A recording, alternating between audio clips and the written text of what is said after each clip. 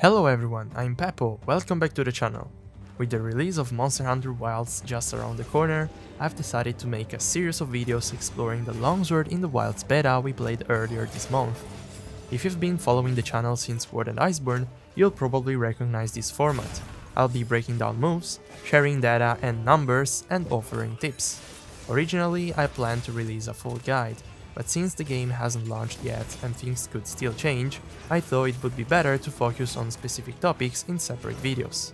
This is the first episode of Let's Talk About Longsword for Monster Hunter Wilds. In this episode, I want to dive into the new move introduced in Wilds, the Spirit Charge. But before we get to that, let's quickly revisit the Longsword Spirit Gauge system and the various ways you can level it up in Wilds.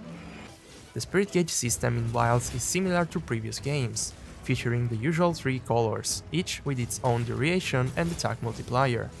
White gauge lasts for 195 seconds and gives an attack buff of 2.5%. Yellow lasts 135 seconds and gives 5% attack, and lastly, red lasts 45 seconds and increases the attack by 10%. For comparison, in Sunbreak, white, yellow and red gave respectively 4, 8 and 12%. In Rise and Word Iceborne it was 5, 10 and 20%. As you can see, the attack multipliers have been nerfed again after Sunbreak. However, the longsword now has new moves and ways to chain attacks, which I think balances things out. The red gauge also unlocks new moves and it grants a limited spirit. Its duration has been reduced from 60 to 45 seconds, but I don't consider this a major nerf as there are ways to extend its time by landing specific attacks. Ultimately, what matters most are the motion values of each attack. Once I have the full data from the beta, I'll make a comparison video with the 5th generation games. In Wilds, there are 4 ways to level up the Spirit Gauge. Timing a Yespir Slash, which is quick and efficient, especially in solo play. Popping a Wound, which is more situational but the fastest way to level up the gauge when available. Landing a well-timed dismount attack from the Sacred, which is a niche option and rarely used. And finally, performing a Spirit Round Slash, the traditional method for leveling the gauge. There are 4 ways to access Spirit Round Slash: after performing a Spirit Blade Third,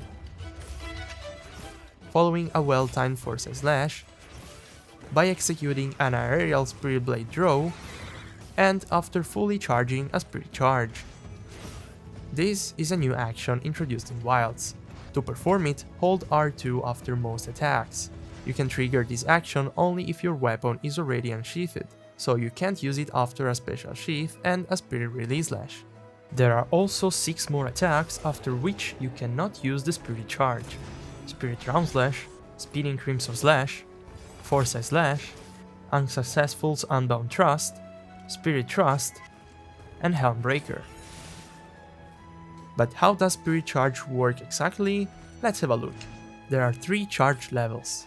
Level 1 is reached as soon as you start the animation, level 2 is when the blade reaches the highest point, and level 3 is when your character holds the blade as a basketball bat.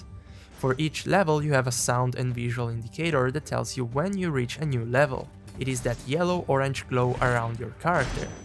While charging, your stamina will deplete over time, and your spirit will fill up gradually, exactly 10% of spirit per second. This doesn't work in red gauge. You cannot fill up the spirit in that case, nor can you change the gradual depletion of the spirit over time. Releasing R2 performs an attack based on the charge level. Level 1 is Spirit Blade Second, level 2 is Spirit Blade Third, and level 3 is Spirit Round Slash. Also note that you can cancel the Spirit Charge anytime by rolling, making it easier to run away from a dangerous situation. The move's charge system depends on the last attack performed before initiating the Spirit Charge. Using Spirit Charge after most attacks will follow the progression explained earlier. However, if you use Spirit Charge after a Spirit Blade Second, Spirit Step Slash, Jumping Spirit Blade Second or Third, or a well-timed Yespir Slash, you start directly at level 2, allowing you to immediately perform a Spirit Blade Third by releasing R2. Notice that it will take less time to reach level 3 if you already start from a level 2 charge. More precisely, starting from a level 2 charge will speed up the charging animation by 30%. Similarly, using Spirit Charge after a Spirit Blade 3rd or an aerial Spirit Blade draw will start you at level 3, resulting in an instant Spirit Downslash. You may wonder about the purpose of using Spirit Charge after a Spirit Blade 3rd or an aerial Spirit Blade draw. Well, consider this. In cases where you don't have enough Spirit Gauge to execute a Spirit Downslash, which consumes 20% of the gauge, holding R2 will initiate Spirit Charge, instantly leading to a Spirit Downslash, bypassing the 20% Spirit cost. In these cases, however, there is a negative damage multiplier of 50%, meaning you will deal half of the damage.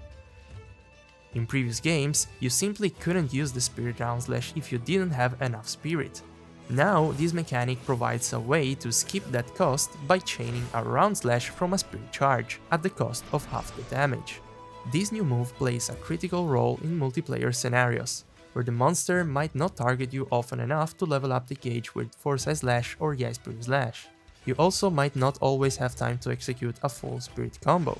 Even in single player, I found it invaluable for leveling the gauge when the monster wasn't attacking. In such cases, the quickest method is to use Spirit Charge. It's also worth noting that in the full game, the focus skill will likely affect Spirit Charge, speeding it up significantly. Keep in mind that you can also start a Spirit Charge right after a roll. This can be helpful in certain situations to close the gap between you and the monster before initiating the animation. Remember, your mobility is extremely limited during the charging stance, and it takes forever to cover even a short distance. Now let me explain and show you some useful combo and tricks you can do with Spirit Charge. If you need to level up the gauge as fast as possible and the monster is not attacking, Spirit Charge becomes your go-to tool. Hold R2, release it at level 3 to land a Spirit Downslash, use a Rising Slash to cancel the sheathing animation, and hold R2 again to repeat the process. Continue this loop until you reach the red gauge. This is a highly effective combo when you want to level up quickly. Another important use for Spirit Charge is to recover from a failed Yai Spirit Slash. After missing a Yai Spirit Slash, your options are limited. You can either wait for the animation to finish, leaving you vulnerable, or use the Focus Strike if there is a wound available. However, in most cases, I recommend using Spirit Charge. And here's the interesting part. In this situation, you are not using Spirit Charge to reach level 3 and land a Spirit Downslash, though you can if you have an opening. Instead, you use it to cancel the Yai animation and prepare for another counter.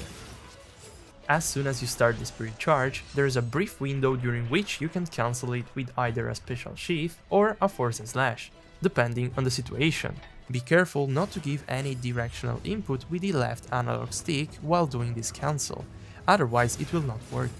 This is an advanced technique that can save you in tight situations, assuming it's still present in the final game.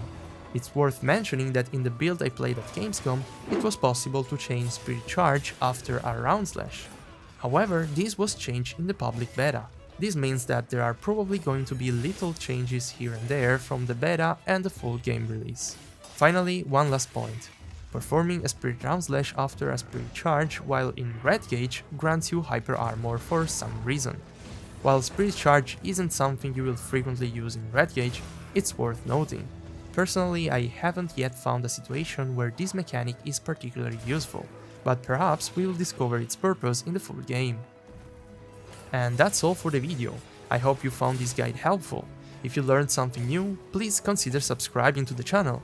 Let me know in the comments if you have any questions about the longsword, and I'll cover them in the next episode of Let's Talk About Longsword. As always, a huge thank you to my YouTube members, the Longsword devotees, for supporting the channel. See you in the next video, bye!